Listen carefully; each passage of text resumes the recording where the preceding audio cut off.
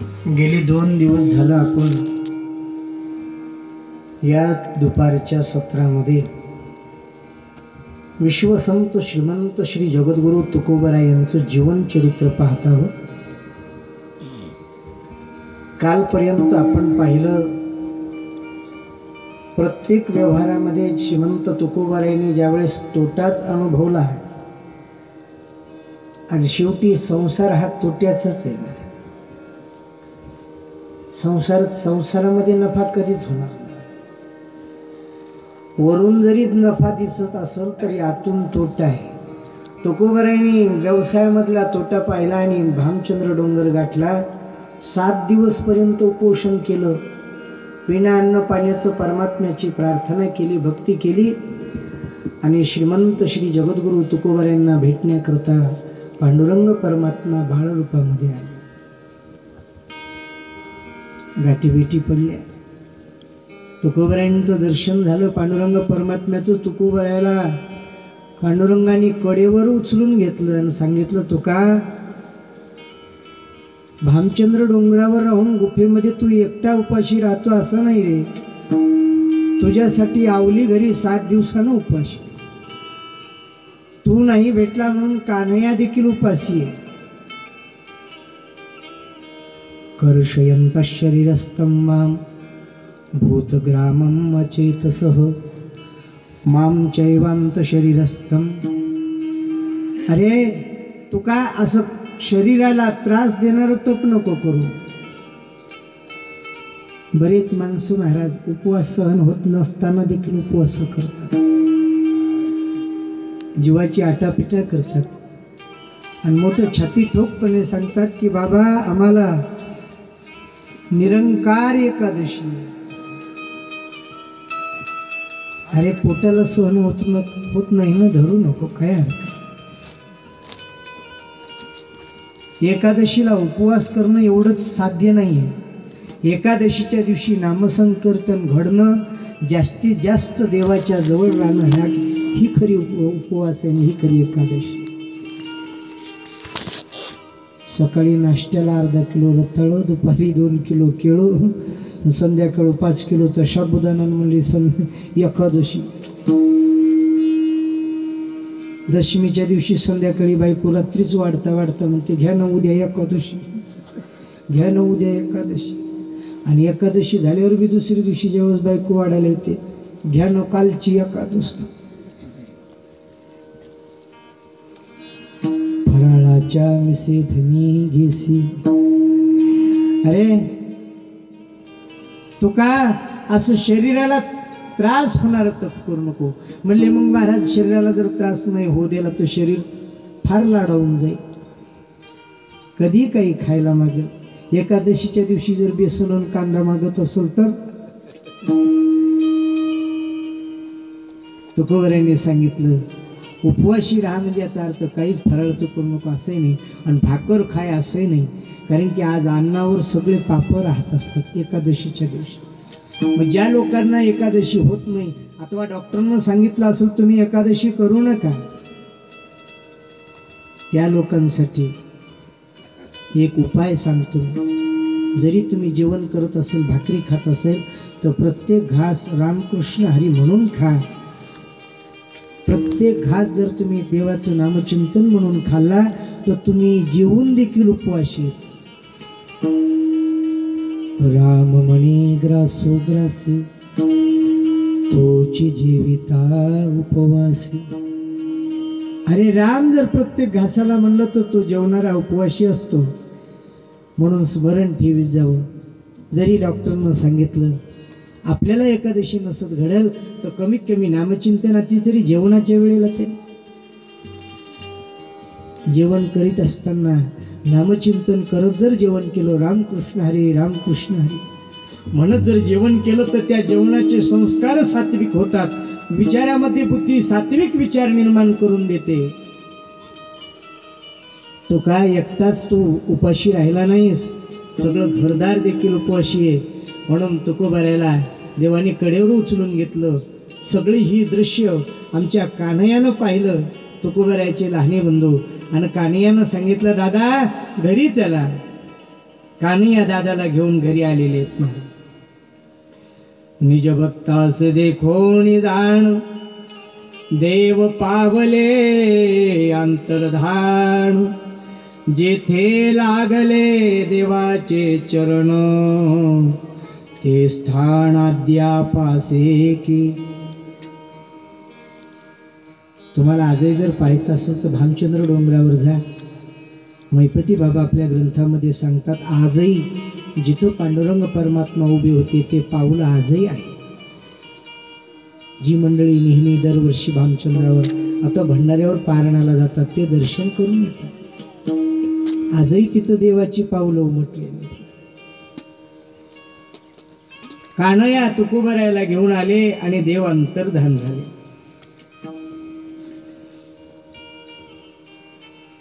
तुकोबराय कान्हैया सोबत तरी आले परंतु घरी नाही आले. इंद्रायणीच्या काठावरती बसले आणि कान्हैयाला सांगितलं, कान्हैया जा घरी, आता मी नाही घरी. का दादा इथपर्यंत आले, घर थोडं दूर आहे. नाही रे कान्हैया, मला नको यायचं, मला संसार करायचा नाही. कान्हैया एक सांगू तुला, तू लवकरात लवकर घरी जा आणि आपल्या बापजाद्यानं जे काही कोणाला पैसे दिलेले होते अथवा आपण दिलेले होते, कोणाचे यायचे होते कोणाचे द्यायचे होते, सगळे कागदपत्र. कान्हैयाला म्हटलं दादाला काहीतरी हिशोब करायचा. कान्हैया पळत गेला आणि सगळे कागदपत्र घेऊन, दादा हे घ्या कागद. दादानं जसं कागदपत्राचं दप्तर घेतलं तसं इंद्रायणीच्या डोहात फेकणार. कान्हैयानं हात धरला.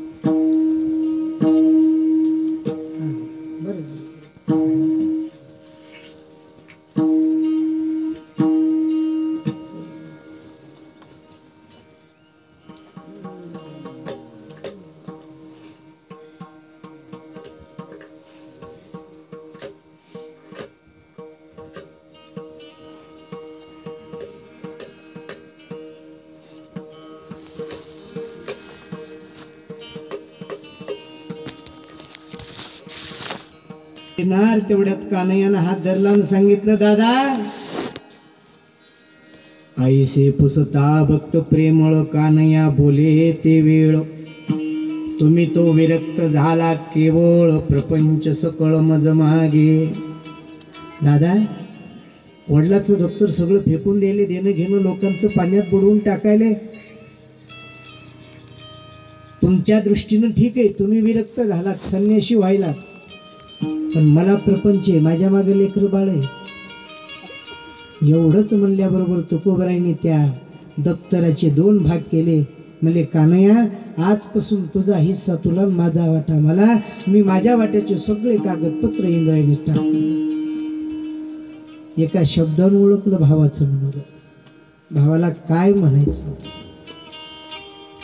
लक्षात आले पाहिजे. व्यवहारात देखील वागते वेळेस गोष्टी, भाऊ जर एखादा शब्द तेढा का म्हटला असेल, आम्हा ही वडीला असे सांगू नये, पुढे लेकरे करतेल काय, जाणून कान्हैयाचा मनोदय योजले सोय तुकयाने. ठीक आहे, काय हरकत नाही. जगद्गुरु तुकोबरायने ते कानाला देऊन टाकलं दप्तर आणि तुकोबरायनं सांगितलं, आता कान्हैया जा आवलीला जाऊन सांग म्हणा तुकोबराय आलेला आहे पण इंद्रायणीच्या काठावर. तुकोबराय घरी जायला तयार नाही. इंद्रायणीचं स्नान करावं, सकाळी मंदिरात जावं, काकडा करायचा, पुन्हा इंद्रायणीच्या घाटावर यायचं, इंद्रायणीचं पाणी प्यायचं, गावात मधुकरी करायची आणि पुन्हा डोंगरावर निघून जायचं. तुकोबरायने नित्य नेम धरला. परत संध्याकाळी 4 ते 5 प्रवचन असायचं नित्य देहूमध्ये पांडुरंगाच्या समोर. 4 ते 5चं प्रवचन, 5 ते 6 हरिपाठ आणि 7 वाजल्यापासून रात्री 11 वाजेपर्यंत दररोज कीर्तन आणि जागर. तुकोबरायचा नित्य. आता काही लोकांनी सांगितलं एवढं तरी तुकोबरायला काय एवढं तप करायचं? तप कशासाठी करायचं? तप जप तप कशासाठी करायची? देव भेटण्यासाठी. मग तुकोबरायला तर देव भेटला ना हो. भंडारे भामचंद्रात गोपी आता काय गरज आहे? हो आता काही गरज नाही असं नाही, पण ज्ञानोबारांनी ज्ञानेश्वरीमध्ये सांगितलेले आहे पहा,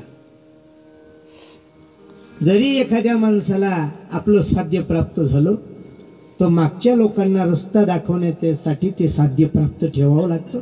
जशी नदी एकदा समुद्राला मिळाली म्हणजे पाठीमागं वाहनं बंद होत नाही, ती पाठीमागून नदीचा वेग चालूच राहतो समुद्राकडे.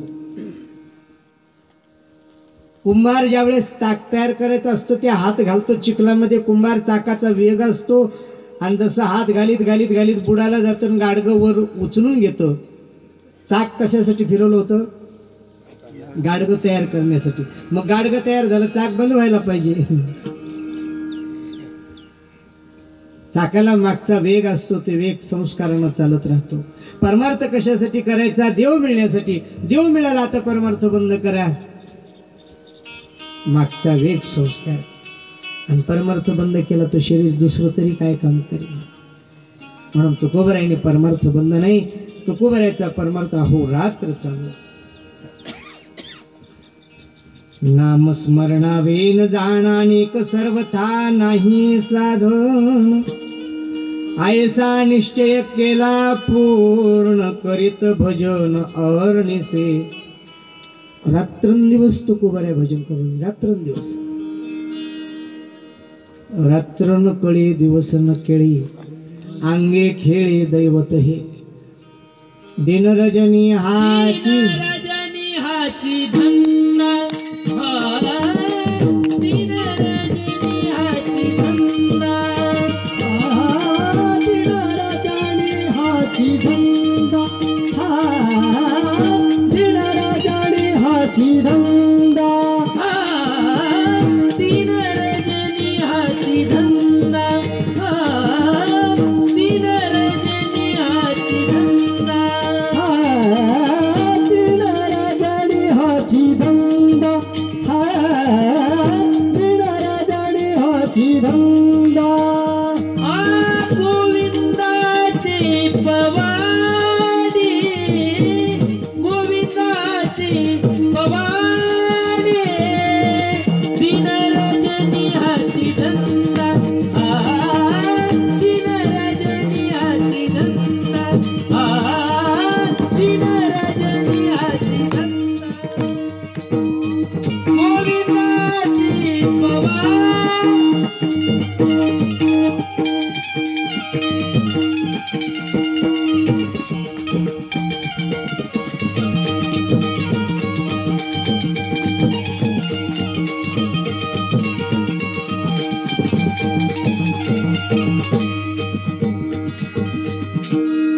पंढरीनाथ भगवान की जय. हो दिनरजनी असा धंदा असायला पाहिजे.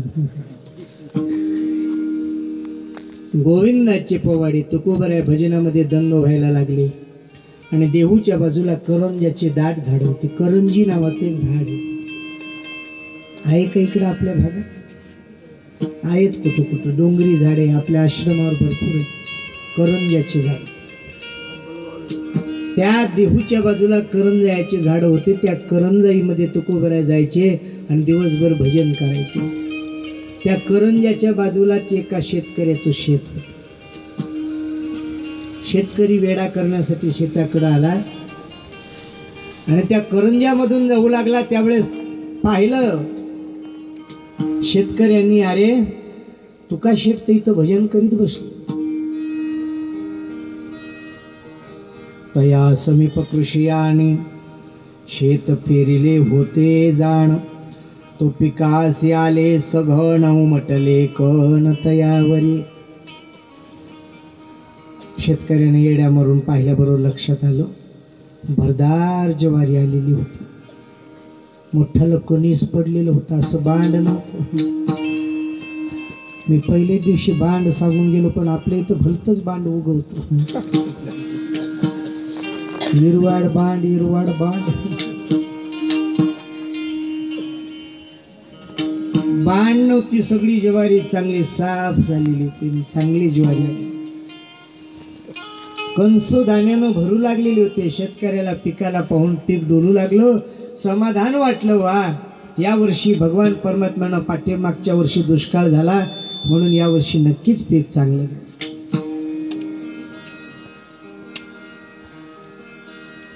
शेतकरी फिरत फिरत तुकोबरायाजवळ आला आणि तुका, हो तुका शेठ, म्हणजे इथंच तुम्ही भजन करता का दिवसभर? म्हणले हो. घरी जात नाही का? म्हणले नाही. अरे असं नुसतं भजन केल्यानं कसं संसार चालायचा? काहीतरी धंदा व्यवसाय करा ना. तुकोबरायानं सांगितलं मला काही नाही करायचं, माझा हाच धंदा आहे, रात्रंदिवस मी हेच धंदा करतो. असं केल्यानं लेकरा बाळाचं पोट नाही भरणार. तुका सेठ, एक काम करा, तुम्हाला भजनच करायचं ना, खुशाल करा, पण इथं करण्याच्या ऐवजी माझ्या शेतात करा. माझी ज्वारी चांगली निसवलेली आहे, हुरड्यातही आता कंस भरणार आहे. एक काम करा, तुम्ही अजून महिन्यानं मला सोंगायला यावं लागेल, तोपर्यंत आमचं कोणी इकडे येत नाही. तुम्ही इथं जे भजन करायला बसायचे, मी तुम्हाला एक मळा करून देतो, मळा. आणि त्या मळ्यावर तुम्ही मस्त वर जाऊन बसायचं, विना चिपळ्या भजन करत राहायचं. आणि आले तर पाखरं हाणायची, बरं का, पाखरं. आणि पाखरं हाणायला बंदूक का पिस्तूल लागत होता. फार सोपं साधन होतं. गोफण लागायची, गोफण आणि दगडाचे खडे लागायचे. जर का पाखराला भर गोफण पिवली तर दगड असा बरोबर नियमानं बसला. 1-1 किलोमीटर दगड हाणणारे फाशी पारधी होते गोफणीनं. 1-1 किलोमीटर बरोबर जनावराच्या तिथं मारा तिथंच नाही. पशु असो पक्षी असो एका दगडामध्ये खाली पडायचे. शेतकऱ्यानं सांगितलं महाराज चला तुम्ही इथं राहणार, इथं तुम्ही नुसतं बसून नाही, गोफण घ्यायची, पाखरं आणायची. तुकोबरायाला वाटलं, मनाला वाटलं थोडंसं खरंय, इथं बसण्यापेक्षा आपलं भजन तिथं होतं. तुकोबरायाचा स्वभाव म्हणजे अगदी पाण्यासारखा नाही. पाण्याचा स्वभाव कसा आहे? पाण्यात मीठ टाका आणि पाणी प्या. पाणी कसं लागतं? खरट. पाण्यामध्ये साखर टाका आणि लिंबू टाका आणि मग पाणी प्या. पाणी कसं लागतं? गोड लागतं. आणि पाण्यामध्ये एखादी ओता आणि मग प्या, आता कसं लागतं? मग चव पाण्याची आहे का संगतीत येणाऱ्याची? तसंही म्हणा, तुकोबरायाचं निर्मळ जीवन होतं, निर्मळ जीवन. पण जसा माणूस तुकोबरायाच्या समोर आला तसं तुकोबराय व्हायचे.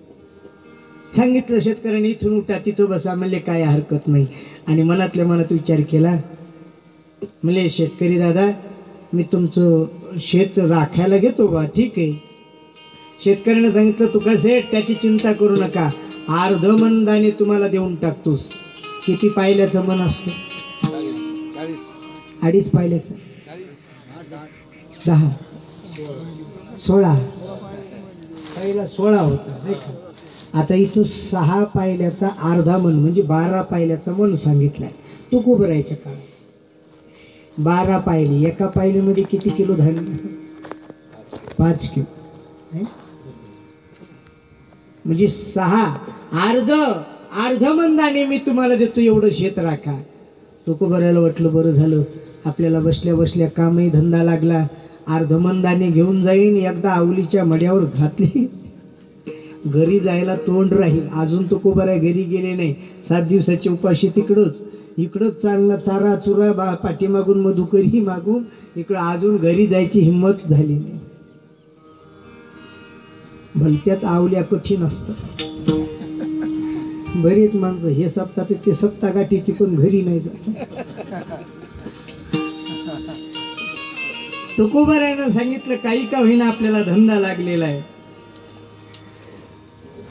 तुकोबरायानं ते गोफण घेतली, त्या शेतकऱ्यानं गोफण दिली, माळावर जाऊन बसले. आणि जशी माळावर जाऊन बसले पाखरं हाणायला लागली, भिर लगे तुकोबराय. पहिल्या दिवशी गोफण चालवली पण पाखरं उडून जायला लागली. तुकोबरायानं विचारलं आपलं तर वाईटच झालंय, आपण संत माणसं, आपण लोक पक्षाला दाणे खाऊ घालायला पाहिजे आणि आपण तर पक्षी दाण्यावरले ताटावरले माणसं उठवल्याचं पाप आपण घ्यायलो. तुकोबारायनं पहिल्या दिवशी दुपारून गोफण खाली ठेवली, पुन्हा हातात गोफण नाही घेतलं. आणि मनामध्ये विचार काय यायला, म्हणे हे ईश्वराचे जीव क्षुधा तू रसती सर्व, आपण म्हणवितो भक्त वैष्णव तरी न उडवावे सर्वथा. हो, अरे आपण वैष्णव आहोत, आपण तर पक्ष्यांना चारा पाणी करायला पाहिजे ना, आपण तर पक्षी उडवायलो. फार अवघड मोठं काम केलं आपण. उलट तुकोबाराय म्हणायचे, अरे देवाच्या नशिबानं ह्या पशु पक्ष्याच्या नशिबानं तर धान्य जन्माला. एवढं गेल्या वर्षी दुष्काळ होता, पक्षाला खायला नाही म्हणून कणीस भरलेले, आणि पक्षाला सांगायची तुकोबाराय माळावर बसल्या बसल्या, मी भजन करतो, माझ्याकडं पाहायचं नाही, मला घाबरायचं नाही, मी माझ्या तालात राहील, तुम्ही तुमच्या तालात भरपूर जेवण करायचं, पोटभर जेवायचं, दिवसभर जेवायचं. पण दिवस मावळता मालक येण्याची शक्यता आहे. मालक यायच्या आत्मता आपापल्या घरी जा बरं का. पक्षाला काय भाषा कळते का? पक्षी दिवसभर चालायची, मला किलकिल किलकिल किलकिल किलकिल, आणि तुकोबारायनं आपलं भजन करीत राहिलं. संध्याकाळची वेळ झाली, तुकोबारायला लक्षात आलं. तुकोबाराय त्या झाडाजवळ जायचे आणि जिथं पक्ष्यांचे थवे, त्या पक्षाला सांगायचे, जा बाबांनो जा, आता अंधार पडणार आहे. अंधार पडल्यावर तुम्हाला दिसायचं नाही, तुमची लेकरं घरी वाट पाहत असतील, कोणाच्या चोचीत एक दाना नाही की दोन दाना. तुकोबाराय म्हणायचे, अरे पक्षी बरे रे पक्षी बरे, इतके माणसं खरी नाही. पक्षी बरे, पोटाला लागल तेवढंच खातात, पण माणसं घरी वाढण बांधून नेतात, पंक्तीतही जेवतात आणि घरी वाढण बांधून नेतात. तुकोबारायला वाटलं, अरे माणसं तरी वाढण बांधून नेतात, हे पशुपक्षी तर पोटाला लागलं तेवढंच खातात, मग खाऊ द्या ना, हे बांधून थोडेच नेले. म्हणून तुकोबारायनं मोठ्या आदरानं प्रेमानं त्या पशुपक्ष्यांना ते सगळ्या बाबाची ज्वारी खाऊ द्यायची, अजिबात पक्षी उठवायचा.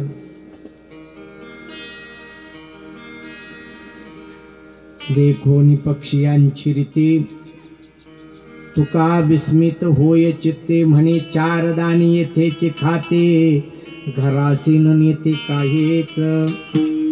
हो, घराला नेत नाही, मग खाऊ द्या ना, का खात नाही. एक मास लोटताय परी, तो खेप करून आला शेत करे, म्हणे धान्य पिकले कैसे तरी, हे अवसरी पहावे. एक महिन्यानं शेतकरी आला. तुकोबारायनं तर एवढं काम केलं महाराज, पशुपक्ष्याला सांगायचं जेवायला इथं जेवत जा, पण पाणी इंद्रायणीच्या नदीवर जाऊन पेत जा. पाठीमागून तुकोबारायला दया आली. जुन्या काळात कुंभाराईकडं झाकण्या असायच्या, काय म्हणतात, येळण्या का झाकण्या, येळण्या. आणि जी लांब लचक असते ती ताटासारखी जी असते ती,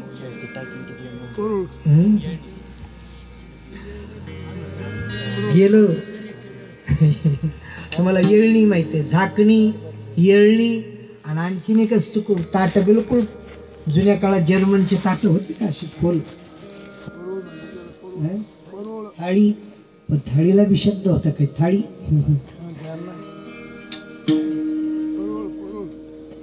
परोळ, परोळ बरोबर सांगितलं जुनं म्हातारे. परोळ, ते परोळ. तर झाकणी वेगळी, थाळी वेगळी, ते काय दुसरं येळणी वेगळी, आणि परोळ वेगळं. त्या झाकण्या आणल्या त्या छोट्या छोट्या छोट्या, आणि त्याला 3-3 छिद्र बांधायचे, आणि 10-5 झाडामध्ये एक झाकणी, त्याच्यात इंद्रायणीचं पाणी नेऊन ठेवायचं. तुकोबारायनं जेवल्यानंतर लांब जायला तकलीफ होत असेल, एखादं म्हातारा असेल, उठायला लांब जायला होत असेल, इथंच खायचं आणि इथंच पाणी प्यायचं, एवढी सोय केली पक्षांची. आणि ज्यावेळेस 1 महिन्यानं शेतकरी शेतामध्ये पाहण्यासाठी आला, सांगितलं, तुका सेठ कस काय चालू आहे राखण? म्हणले बिलकुल घाबरायचं काम. फुल राखण चालू आहे, घरी गेलोच नाही, इथंच आहे. जसं शेतकऱ्यानं येडा मारला महाराज, शेतकऱ्याच्या तळपायाच्या मस्तकाला गेला. तुझ वरी विश्वास ठेवून आम्ही गेलो खेप अनावया, तू आसेत चारिले पक्षी या द्वंद्व तुकया साधिले. हे अरे तू क्या काय केलंस हे? अरे पुरी ज्वारी खाऊ घातलीस पक्षाला. एवढा जर तुझ्या अंगामध्ये उदारपणा होता असतं मला पहिलं सांगायचं होतं. मला वाटलं चांगला माळकरी माणूस आहे, करंजात भजन करायला, मग इथं करशील. चांगला माळकरी म्हणून तुला राखण ठेवलं आणि कुपाटीनं शेत खाल्ल्यासारखं राखणदारानं शेत खाल्लं रे. अरे काय केलंस तू? की कोण्या जन्मात मी का तुझा बांध कोरला होता का? तुझी घरची सोयरीक मोडली होती? एवढा माझा तू विध्वंस का केलास? राग राग आला शेतकरी तुकोबराया माळ्यावर भजन करू लागले. जसं गेला तसं तुकोबराच्या कपड्याला धरलं त्यानं, गचांडीला धरल्यासारखं, आणि मनगटाला हिसळा दिला. उठ तू क्या म्हणून खाली ओढलं आणि फरफटीत म्हणे चल पंचायत मध्ये तुला घेऊन जातो. तुकोबरायाला ओढीत ओढीत त्या माणसानं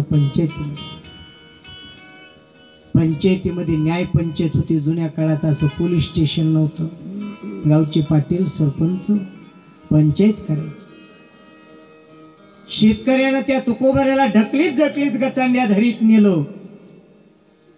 काही लोकांनी घरी जाऊन सांगितला जिजाबाईला, जिजाबाई तुमच्या नवऱ्याला लोक गचांड्या देत नेलेत पंचायतीकडे. जरी भांडकुदळ होती पण प्रेम होत. लांबून लांबून ठेपा घेत होती. पिसं कुठं बसलो ती. जशी जिजाबाई पळत आली त्या पाटलाच्या हाताला हिसका दिला, सोड माझ्या नवऱ्याला. कुठे घेऊन चाललास तू? सांगितलं आवले बाजूला हो, यानं पुरं शेत पक्षाला खाऊ घातले, याला सोडणार नाही. पंचायती समोर सांगितलं या तुक्याला मी शेत राखण्यासाठी दिलतो. म्हणले कितीला दिलतो? म्हणले अर्ध मनाची बोली होती, अर्ध मन मी दाणे तुला देतो. पंचायतीने विचारलं शेतकऱ्या तुला किती दाणे झाले असते? त्याला महाराज त्याला अर्धा मन दिले, फक्त त्याला 10 मन 20 मनाची एक खंडी असते, फक्त अर्ध खंडी दाणे होणार होते, अर्ध खंडी. पण शेतकऱ्यांना सांगितलं मला 2 खंडी धान्य होणार होते, पण या तुक्यानं खाऊन टाकलं सगळं. पंचायत तुकाराम तुका सेठला बोलायला दिली, तुकाराम बरं नाही केलं बाबा. अरे 2 खंड्याची ताण होणार होतो, तू पक्ष्यांना चारून टाकलंस आणि तुझं अर्ध मन आता ते बी गेलं. तुकोबरायानं सांगितलं मी तरी काय करू, भुकेले पक्षी होते. गेल्या वर्षी दुष्काळ होता, काही उपाशी मिळते. या वर्षी काही दुसऱ्या भागातले बी आपल्या भागात आलेले होते पाहुणे, तिकडं दुष्काळ पडला म्हणून इकडं पाणी गिनी जरा बरं दिसते म्हणून ढोरासहित आलते. तेवढी पाहुणे मी जीव घातली, पाप केलं का? पंचायत समोर तुकोबरायानं गोष्ट कबूल केली की मी पक्षाला शेत खाऊ घातलं. पंचायतीनं निर्णय केला, म्हणले चोरीची जागा पंचनामा जाग्यावर करावा लागतो, चला. धरलं तुकोबरायाला. 5 न्याय पंचायत आणि शेतकरी जसे चक्राला आले तोपर्यंत आमच्या पांडुरंग परमात्म्यांनी फार मोठा चमत्कार करून ठेवला. एका ज्वारीच्या धाट्याला 2-2 कंस आणि एक कंस बी चांगल्या 2-2 किलोच्या चरबी सारखी. पिशी तर एक बी नाही, दाण्याचा एक पक्षानं एक कंसाचा एक दाना देखील खाल्ला नाही. सगळं शेत भरगच्च दिसायला लागलं. जशी पंचायत आली, पंचायतीनं पाहिलं, त्या शेतकऱ्याला बोललो का रे, गरीब माणूस दिसला म्हणून त्याच्यावर आळ घेतो. पक्षानं शेतकऱ्या अरे तुझा एक दाना देखील खाल्ला नाही, तुझ्यावर केस, आता तुझे सगळे दाणे जप्त होतील म्हणून. त्यानं पाहिलं मी तर आत्ताच पाहून गेलो, तू याला गचांडीला धरीत नाही. आणि असं झालं कसं? पंचायतनं शेत ताब्यात घेतलं. आणि म्हणले सोंगणी करा. सोंगणी केली आणि सोंगणी केल्याच्या नंतर महाराज ज्यावेळेस ते जुन्या काळात सोंगण्या झाल्यानंतर काही मशीन नव्हतं, त्या पाती बैलाच्या पाती आणल्या. तर ज्वारी तुकोबरायाच्या आशीर्वादानं त्या मालकाला 20 खंड्या ज्वारी झाली. 20 खंड्या. पंचायत म्हणली तू किती खंड्या होणार म्हणला होतास? 2 खंड्या. पंचायतनं 2 खंड्या ज्वारी त्या माणसाला देऊन टाकली आणि सांगितलं तुका तुझ्यावर काही गुन्हा नाही, आता तू चालता हो, तुला काही या ठिकाणी दंड नाही. तुकोबरायाला नाही तर तुकोबरायावर दंड असा पडला होता, याची 2 खंड्या ज्वारी भरून द्यायची. तुकोबरायाचा दंड नाहीसा झाला. तुकोबराया म्हणले बरं झालं देवा, पोटाला खायला नाही, दंड उरून कुठून भरला असता. बरं झालं एवढं तरी संकट तू निपटून टाकलंस माझ्यावर. तुकोबरायानं ते झालेलं पंचायतीचा समोरचा कारभार सोडला, सरळ इंद्रायणीवर गेले, पांडुरंग परमात्म्याचं दर्शन घेतलं. देवा धन्य झालो रे बाबा, संकटातून सोडवलं. पंचायतचा जो मुख्य होता महाजी पंत, त्यांनी उरलेलं 18 खंड्या धान्य घरी नेली. आणि ज्या रात्री तुकोबराय आले ते शेताहून देवाचं भजन केलं, संध्याकाळी झोपल्यानंतर तुकोबरायाच्या स्वप्नात पांडुरंग परमात्मा गेले. तुका माझ्यासाठी एखादं मंदिर बांधशील का रे तू? तुकोबरायानं सांगितलं देवा मी खाण्याच्या पंचायतीसाठी घरी सुद्धा 15 दिवस गेलो, माझ्याजवळ 1 रुपया नाही. तुका तू मंदिराच्या बांधकामाला पाया खोदायला लाग, तुला पैसा येऊन जाईल. एवढा आशीर्वाद तुकोबरायाने घेतला. सकाळीच उठले श्रीमंत श्री जगद्गुरु तुकोबराय आणि पाया खोदण्यासाठी एकटेच महाराज. धोत्राचा आचा कोचा खवलेला आहे, टिकम घेतलेला आहे, फावडं घेतलं, पाणी ओतलं, पाया खोदायला लागले तुकोबराय.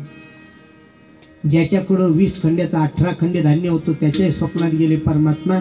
सांगितलं जाय माझा तुका तिथं मंदिर बांधायला, ही तुमची सगळी उरलेली ज्वारी मंदिराच्या बांधकामासाठी खर्च करा. येऊन पाहिलं तर तुकोबराय पाया खोदू लागले.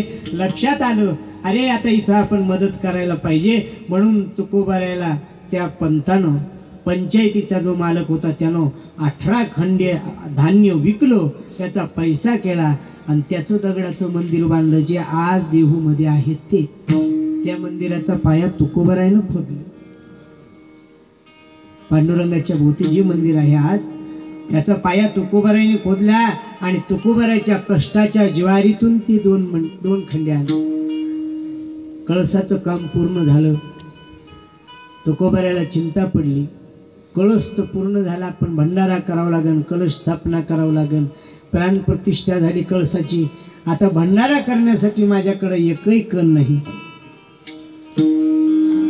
रात्रीतून पांडुरंग परमात्मा ज्यांना अर्धमन धान्य देतो म्हणला होता ना, त्याच्या स्वप्नात गेले.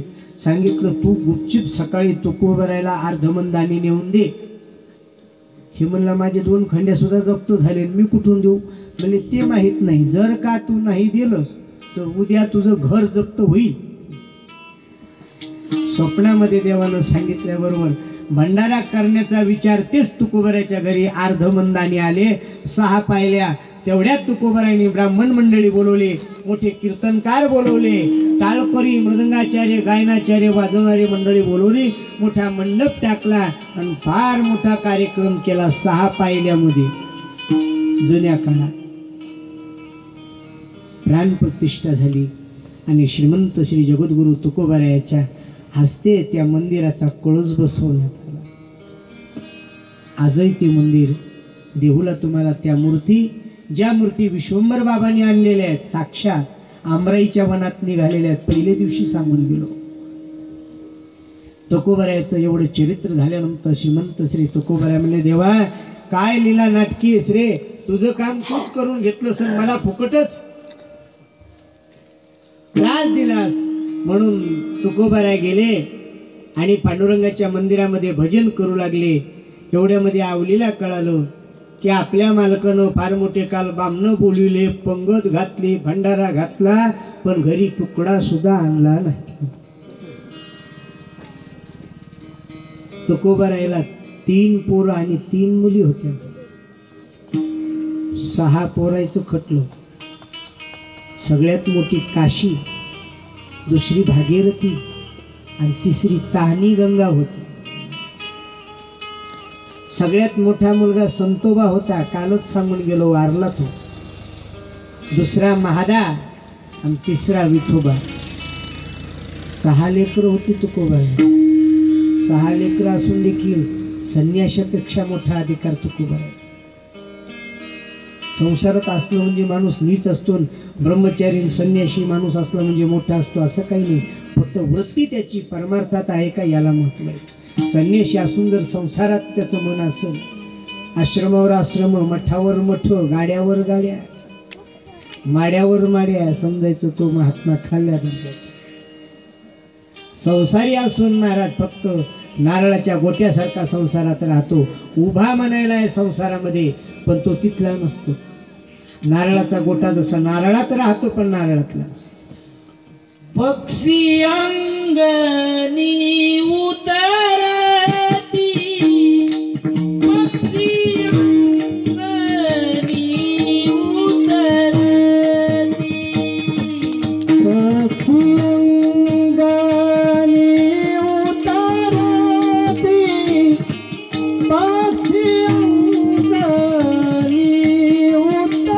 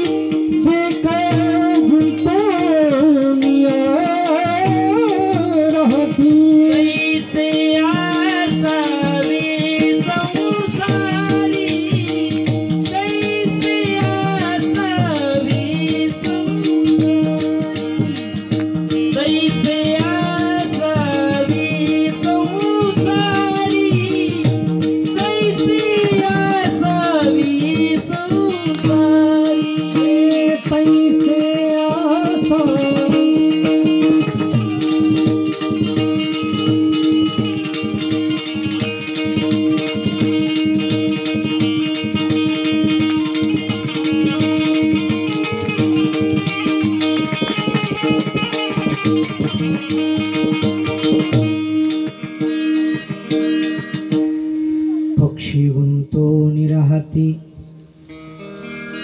पक्षी अंगणी उतरते, ते का गुंतून या राहते. तैसे असावे संसारी, जोवरी प्रार्थनाची दोरी. संसारात कसं राहावं तुकोबारायांनी स्वतः राहिले ना आपल्यालाही सांगितलं. निमित्त मात्र भवसव्यसाची, फक्त निमित्ताला उभे राहा, संसार होत असतो.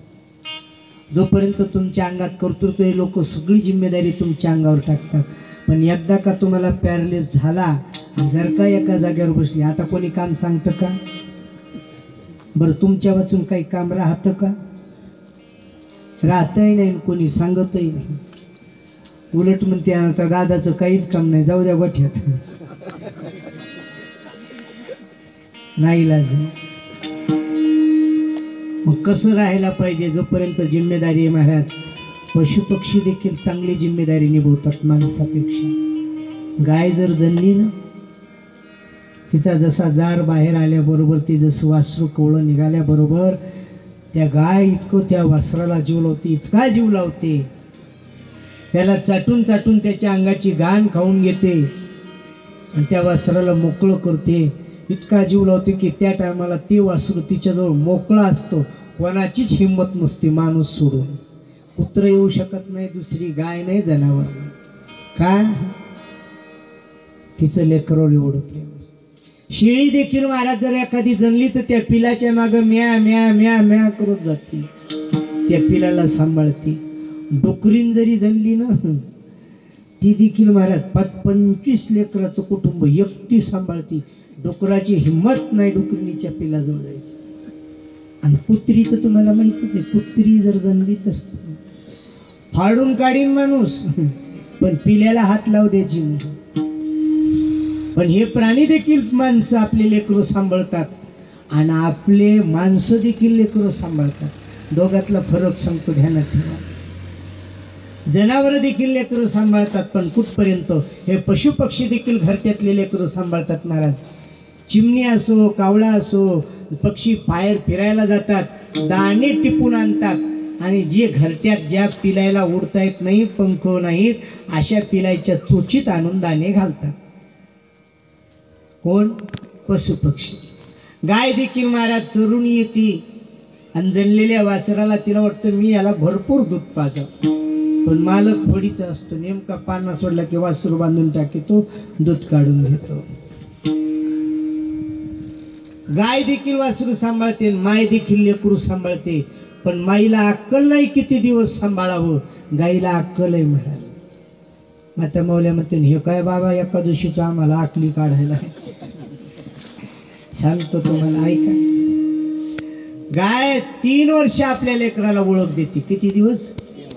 तिची कारवडती, तिचं गोरा असो 3 वर्ष. 3 वर्षाच्या नंतर त्यांची बुद्धी नसती की हे वासरू माझं आहे. ती म्हणत नाही. उलट तिचं जे दुसरं वासरू असलेलं असतं त्याला जवळ करतील. पहिल्या वासराला हुंदाडा बनून चल, हो कुठला कोण आहेस तू, जे लहान आहे त्याची जिम्मेदारी माझ्यावर. मोठ्या वासराला हुंदाडून देते का? 3 वर्ष झालं की लेकरू ओळख ठेवत नाही. पक्षी देखील किती दिवस दाणे आणून घालतात तू चुचित? किती दिवस? पंख फुटसतो. पण आपले माणसं किती दिवस दाणे घालतात? चुचित किती दिवस आणून घालायचं? अरे फक्त त्याला पंख फुटस्तोर घालायचं असते. हे पखाला पखव, पखाला पखव, पखाला पखव फुटले तरी दाणे घालणं चालूच. अरे लग्न झालं, लेकरू झाला, आता तो जाणता झाला, करता झाला, आता तरी माग हो. नाही म्हणले महाराज, त्याला काय कळतं, पोरं सांभाळायचं, मी सांभाळते. पुन्हा हुशारपणा घ्या म्हातारीच्या अंगावर. आणि काय पुरी आंघोळी घालत त्या, आणि काय त्याला लेकरू सांभाळता येते का? काय आम्हाला बाई 10-12 होते, पण अशी नव्हती. यायला तर एक पोसन. तिथं हुशारपणा दाखवता. मग ती सून हुशार असती, म्हणे आत्या तुमच्याशिवाय आंघोळच घालतायत, तुम्ही जर का नाही आंघोळ घातली की हे झोपतच नाही. मग घाल म्हातारी रगडू रगडू रगडू रगडू.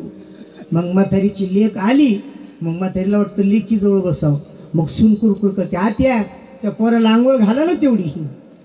थांब न झालं, आत्या काय भुणभुण आहे बाई, एवढी मोठी फोडमी झाली, आंघोळ सुद्धा घालता येत नाही. तिला घालता येत नव्हती का? तू घालू दिली नव्हती? आता किती दिवस चुचीत चारा घालायचा तुम्ही? अरे त्या पुढच्याच्या चुची म्हाताऱ्या होल्या तरी तुम्ही चुचीत चारा घालायले. मग पक्षी बरे का आपण बरे? मग ज्यावेळेस आपण चुचीत चारा घालून चारा घालून त्याच चुचीनं ज्यावेळेस आपल्याला टोचणी बसली की मग माणूस मागे फिरत. असा वाटतं आता आपल्याला देवाशिवाय कोणी नाही.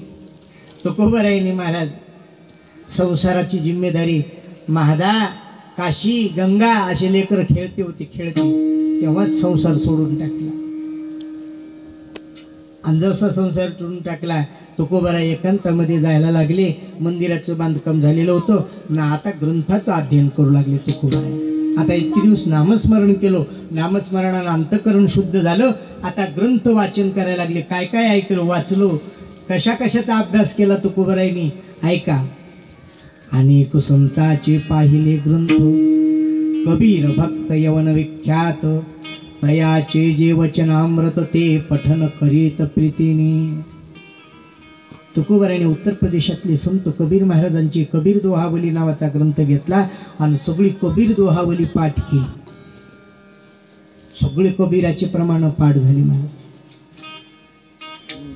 कबीरजी महाराज फार मोठे भक्त. आजही काशीमध्ये त्यांचा कबीर मठ आहे, त्यांचा संप्रदाय आहे. मुसलमान असून रामाची भक्ती करणारे होते.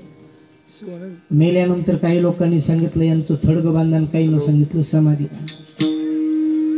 पण कबीरांनी ज्यावेळेस ते देह गेला कबीरांचा, समाधी बांधण्यासाठी जे देहाला उचलणार होते थडग्याला उचलणार, जसे उचलायला गेले तिथं देहच अदृश्य झाला, नुसती फुलच राहील.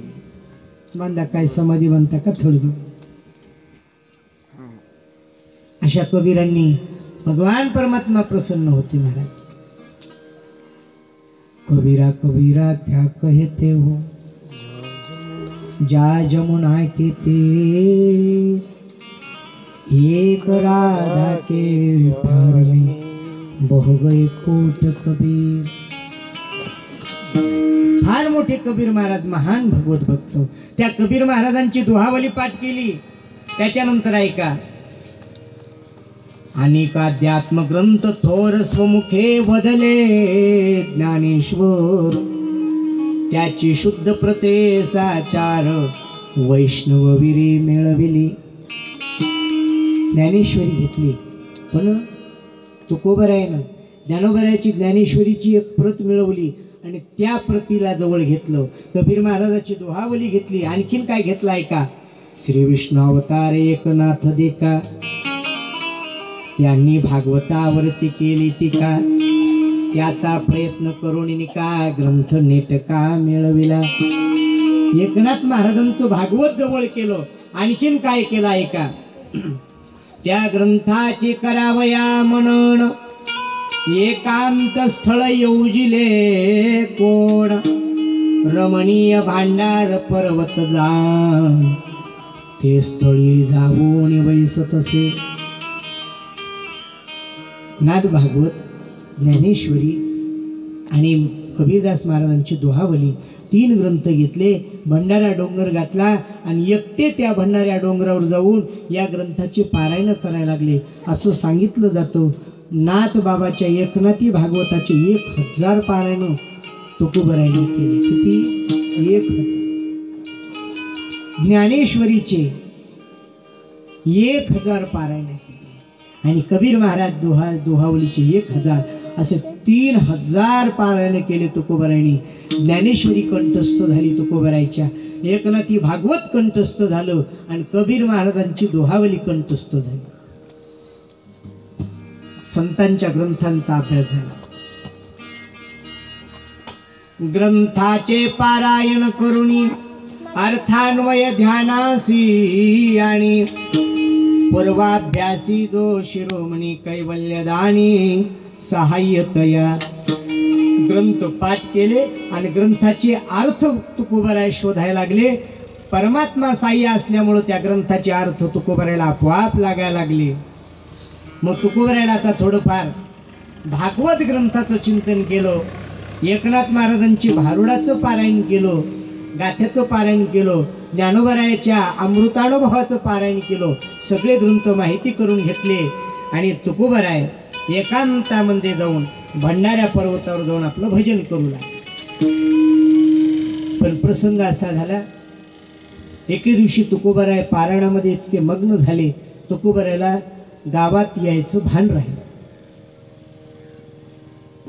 आवलीनं सांगितलं काशीला, काशी जाऊन तरी पहा तुझा बाप कुठे येते. जशी काशी पाहण्यासाठी गेले, काशीला शोध लागला की बाई तुझे बाबा भंडाऱ्या डोंगरावर गेले. असं म्हणे आता किती दिवस झालं राग घरी येत नाहीत, बोलत नाहीत. बरं मी काय वाईट बोलते का? मनातल्या मनातच चावली म्हणते, मी काय वाईट बोलते का? घरात जर खायला नसेल तर माणसाचं डोकं नाही उठणार का? मग मी तरी कोणाला भांडू यायला नाही तर. हा कसं गोड बोलणं असतं हे माऊली. कोणाला भांडू मी? म्हणून हावलीने एके दिवशी शेजाऱ्याकडून 2 भाकरीचं पीठ आणलं.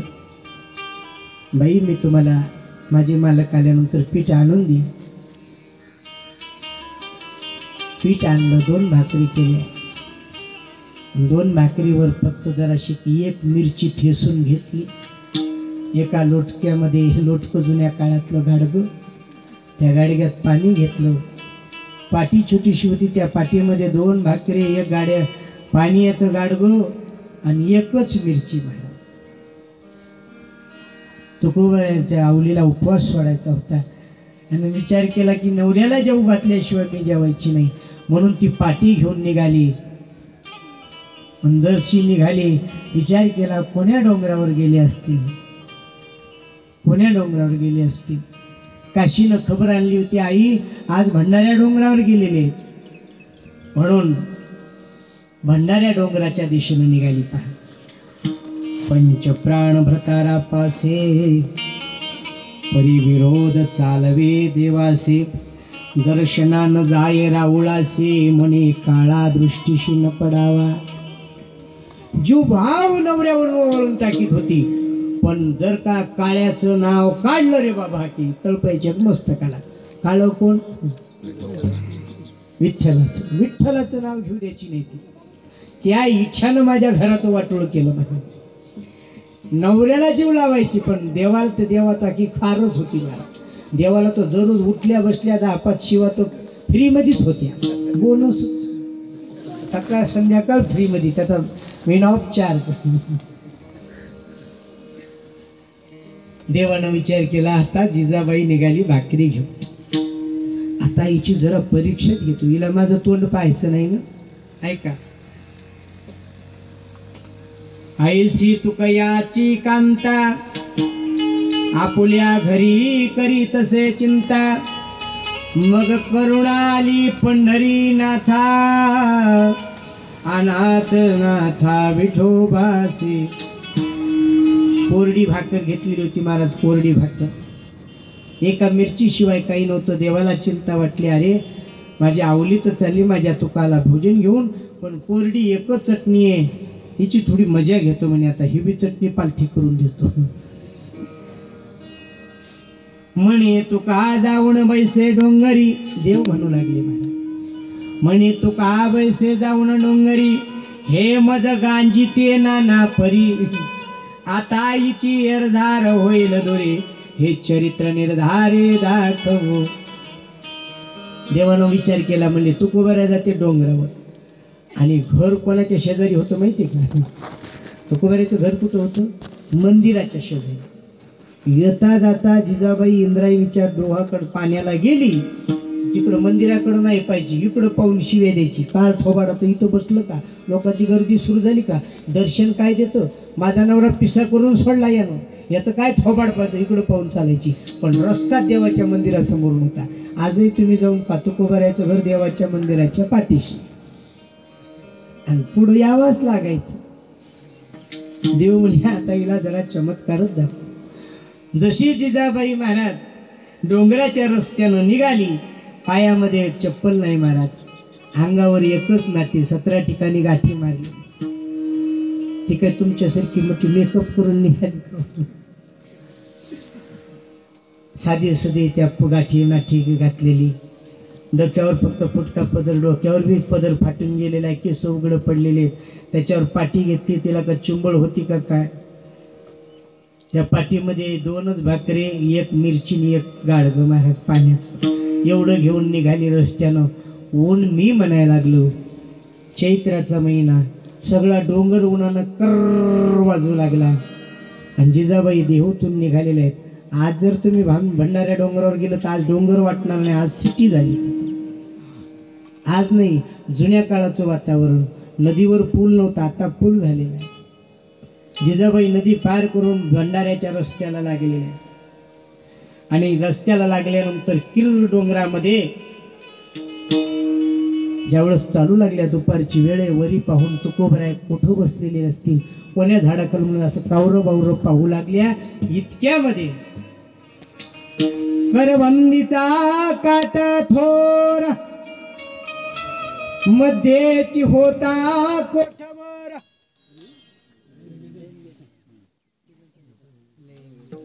जय जय राम कृष्ण हरी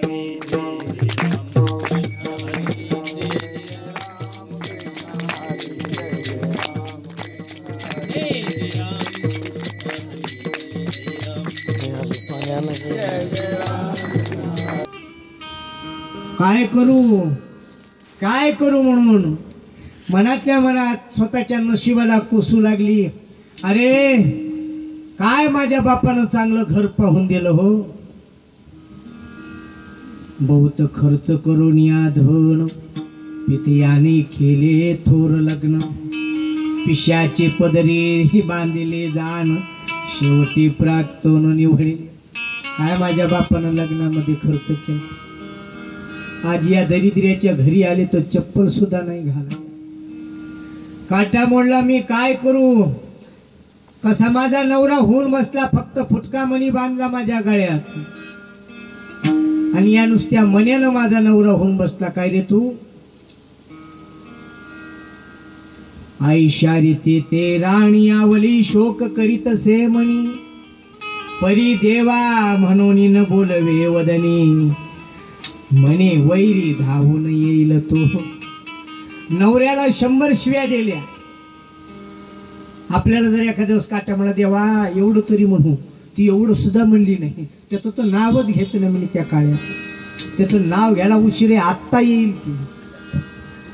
अंगाची आग व्हायली. काट्यातून रक्त व्हायला लागलं पायातून. तरी पण त्या देवा म्हणायला तयार नाही. देवाला वाटलं गिराईक लय खट दिसायला.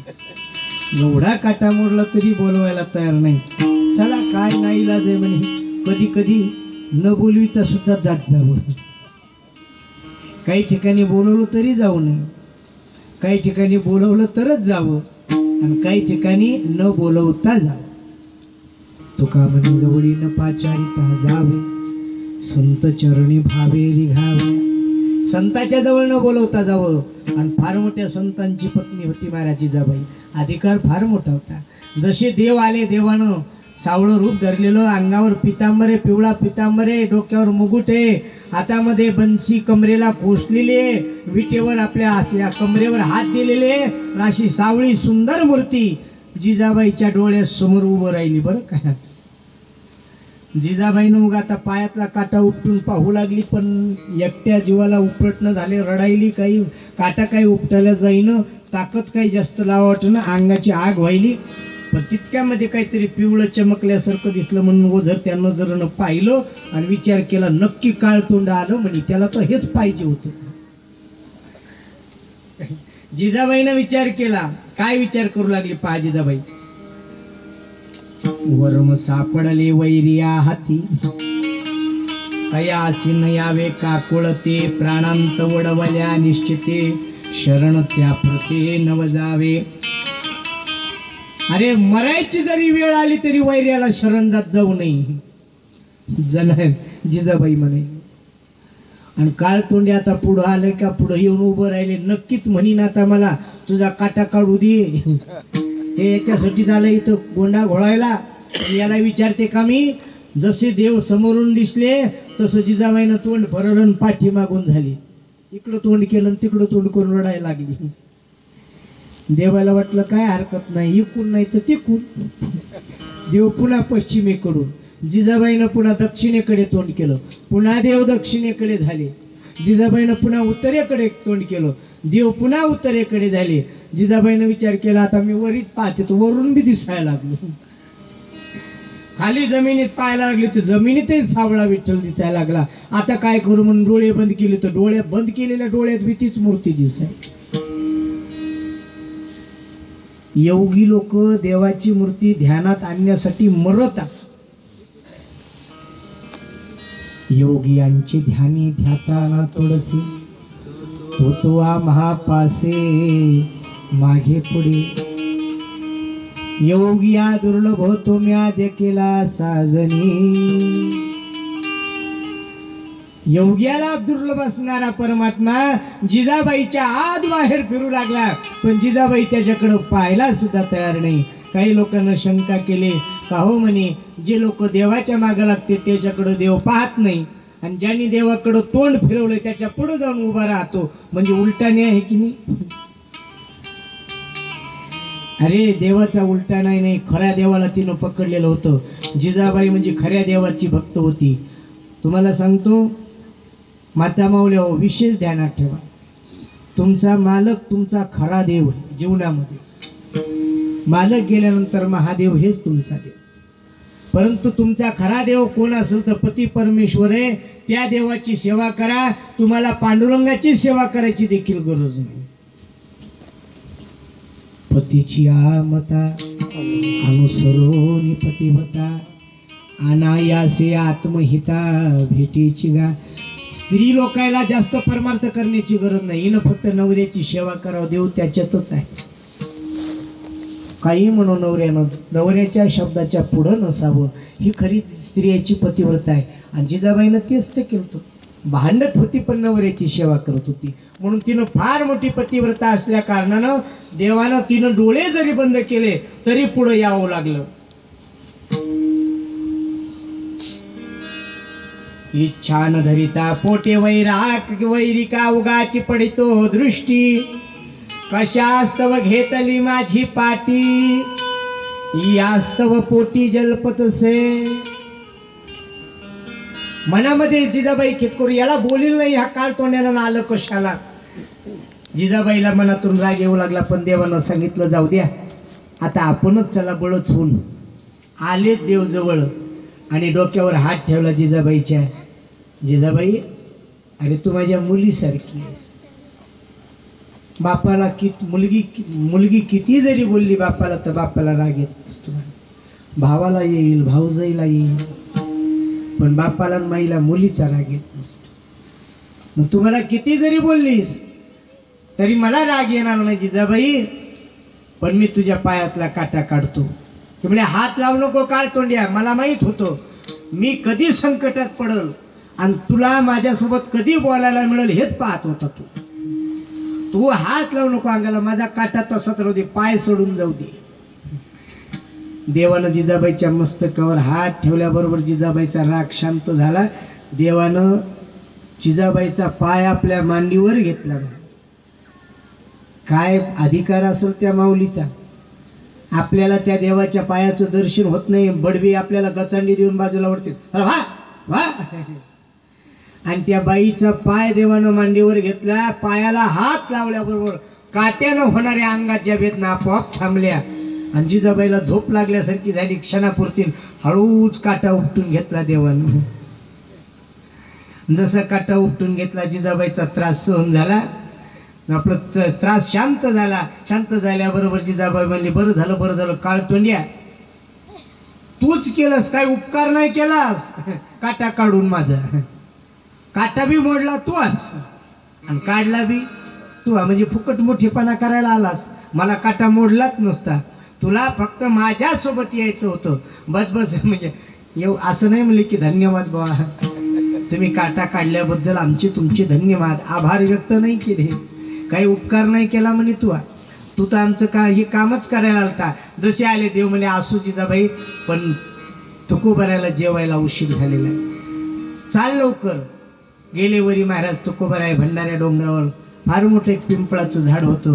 त्या झाडाखाली बसून होते. भजन चालू लागलं आणि पारायणे चालू लागलं. जशी जिजाबाई गेली जिजाबाईन पांडुरंग परमात्मा तुकोबारायनं एकत्र येत वेळेस पाहिले. जसे पाहिले तुकोबारायला देखील थोडासा अटॅक आला. म्हणले आज आग्नीन पाऊस कस काय एकत्र आला. जिजाबाई म्हणजे आग देव म्हणजे पाऊस. आज सूर्य आणि चंद्र एकत्र कसं काय आले माझ्याकडं. मनात त्या मनात वाटलं नक्की काहीतरी भांडण झालं असं. जशी जिजाबाई पुढं आली आणि तुकोबाराय पाहिलं आणि सांगितलं झालं का भजन. म्हणजे झालं. म्हणजे वाहत म्हणजे पण पाणी कुठे. पाणी नाही म्हणजे ह्या काळ तोंड्याच्या मा पाहात काटा मोडला म्हणे आणि ते पाठी पडली गाडगं फुटलं. असं म्हणल्याबरोबर देवानं सांगितलं पाण्याची चिंता करू नका. जिजाबाई जा पलीकडे दगड पहा. त्या खोंगळीमध्ये ते दगड काढ तिथं पाणी आहे.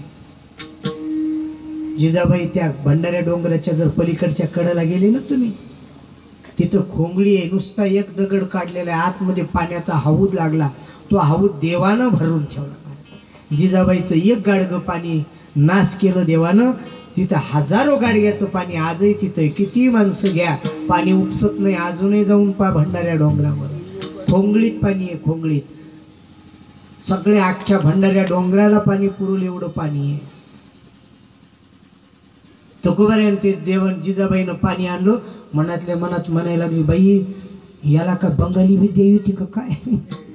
मी तो डोंगरावर कुठं डोळ्याला पाणी लावायला पाणी येणं म्हणला, तिथं खोंगळीत जाईन पाणी, इथं पाणीच दिसलं. आणि जसं पाठी उघडली, पण पाठी उघडल्यानंतर जिजाबाईनं सांगितलं, काळ तोंडिया तू नको बसू बरं का जेवायला, माझे मालक किती दिवसापासून उपाशी आहे मलाच माहिती आहे, आणि भाकरी 2च आहे. तू वाटलंस तर माझ्या हिस्सेची भाकर काय, पण मागच्या पंक्तीला बस बाबा. देवानं सांगितलं काय हरकत नाही, दिली तू खाऊ, पण तुकोबारायचा अंतकरण उदार सांगितलं, आवले अर्धी त्याला दे आणि अर्धी मला. आता दात होतं खाल्ले, पण नवऱ्या पुढं काही चालत नव्हतं. एक त्याच्या ताटात अशी फेकून मारली आणि एक तुकोबारायच्या ताटात आदरानं ठेवली.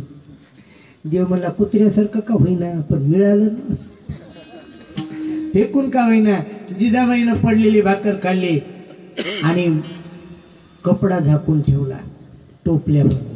माता माऊल्यांनी एक लक्षात ठेवा, कधीही अन्नाचे जे भांडी असतात ते उघडी ठेवायचे नसतात. जर का तुम्ही पोळ्या केल्या तर टोपल्यावर कपडा झाकून पाहिजे. काय होतं त्याचं कारण आहे, टोपल्यातलं अन्न संपत नसतं. आणि ज्या बाईनं असं कपडा उघडा केला आणि वाढायला टोपलंच घेऊन गेली, त्याचं यरवाळीच दिवाळं निघून लवकर स्वयंपाक संपतो. पहा तुम्ही जुन्या काळात आजही जर बुंदी जर केली तर बुंदीवर काय ठेवीत होते, कपडा झाकण ठेवीत होते. जशी जशी बुंदी वाढायला जाईल तसा तसा कपडा मागं घेत होते. कपड्यानं अन्न जेवढे माणसं जेवायला येतात तेवढ्यांना पुरत असतं.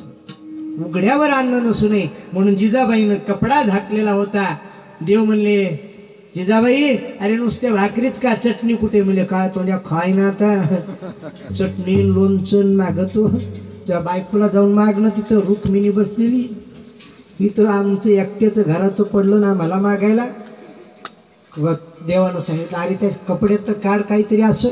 जसं टोपलं उघडून काढलं त्याच्यात भजे पापड्या कोरड्या बडे बोंड सगळं, लोणचं चटण्या मिरच्या पोळ्या थालीपीठ धिरडी गुळवणी आळवणी सोरवड्या डुबुक वड्या मांस वड्या काय काय वड्या होते बाबा बाबा बाबा बाबा. टोपलं जसं काढलं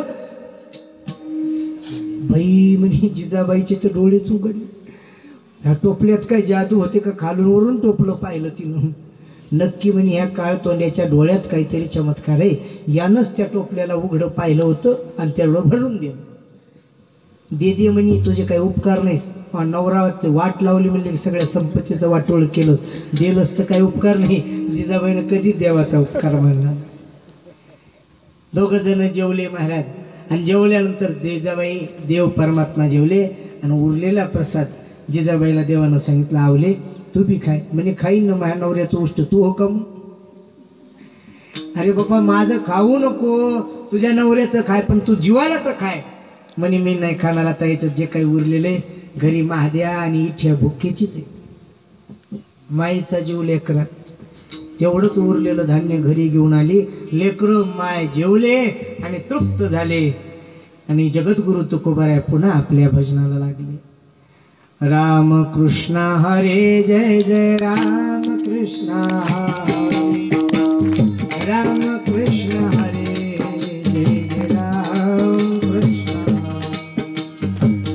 राम कृष्ण हरे जय जय राम कृष्ण हरे, राम कृष्ण हरे जय जय राम कृष्ण हरे, राम कृष्ण हरे जय जय राम कृष्ण हरे, राम कृष्ण हरे जय जय राम कृष्ण हरे जय जय राम कृष्ण हरे, राम कृष्ण हरे जय जय राम कृष्ण हरे, राम कृष्ण हरे हरे बोला, राम कृष्ण हरे जय जय राम कृष्ण हरे, राम कृष्ण हरे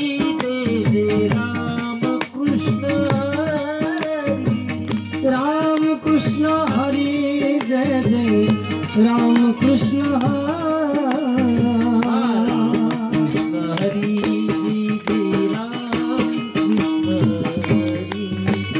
राम कृष्ण हरी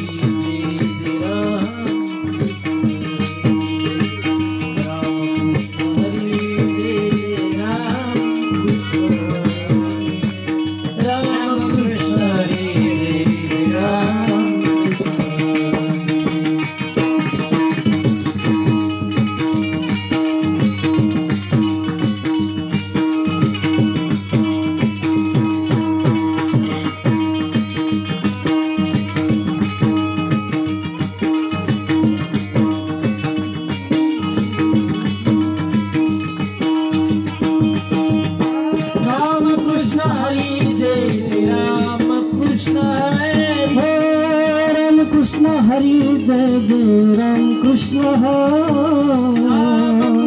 हरी जय जय राम राम कृष्ण हरी जय जय राम कृष्ण हरी जय जय राम कृष्ण हरी राम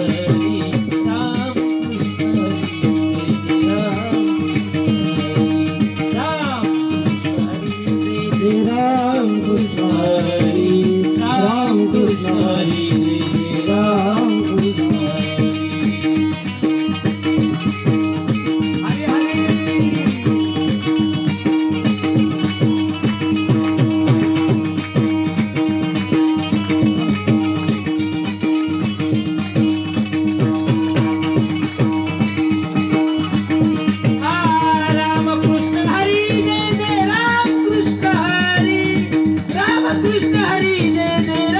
कृष्ण हरी हरे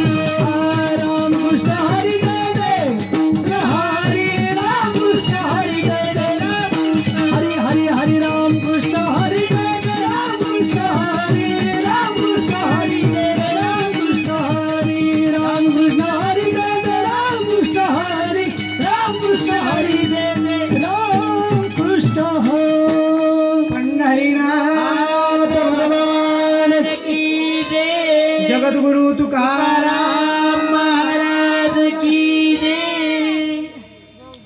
जगद्गुरु तुकोबाराय आपला परमार्थ करत असताना काही इतरही जिम्मेदारी असतात महाराज आपल्या, म्हणून संसार तर चालूच होता. आता तुकोबाराय थोडेसे घरी यायला लागले.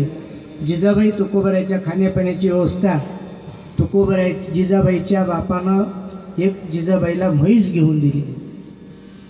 तिचं नाव मंगळी होतं.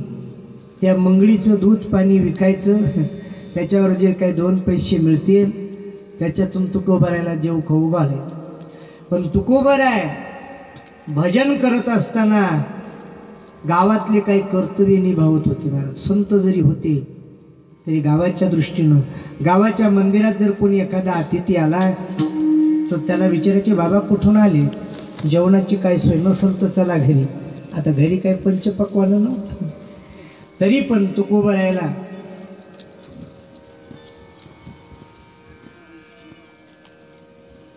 अतिथीची, ब्राह्मणाची आणि देवाची सेवा करण्याचं, गावातलं मंदिर झाडायचं. वाटसरू आले कोणी त्यांच्या बैलाची चार सोड करायची. जर कोणी कीर्तनाला आले त्याचे खेटरं बुटं बाजूला ठेवून द्यायचे, ज्याचे त्याला घालायला द्यायचे. चटया टाकायच्या, झाडझूड करायचं, मंदिरामध्ये सगळी व्यवस्था पार पाडायची. आणि नंतर तुकोबाराय संध्याकाळी रात्री आपल्या विश्रामासाठी जायचे. असा काही काळ गेल्याच्या नंतर एके दिवशी तुकोबराय तुळशीच्या ओट्यावर भजन करत बसले आणि भजन करत असताना एक सकाळची वेळ आहे, सकाळी 9, 9:30, 10च्या दरम्यान तुकोबराय भजन करू लागले. तुळशीच्या ओट्यावर बसून एक ब्राह्मणीन आली, बामणाची बाई ब्राह्मणीन आली आणि ब्राह्मणीनं सांगितलं, महाराज मी गरीब ब्राह्मणीने, मला जर काही तुम्ही वस्त्रदान दिलं तर तुम्हाला पुण्य लागल, म्हणून मला काहीतरी वस्त्र द्या. त्या बाईने अंगावरचं फाटकी नाटी वगैरे दाखवली. तुकोबाराला दया आली. तुकोबारा म्हणले, बाप्पा आता आमच्या घरी एकच आहे,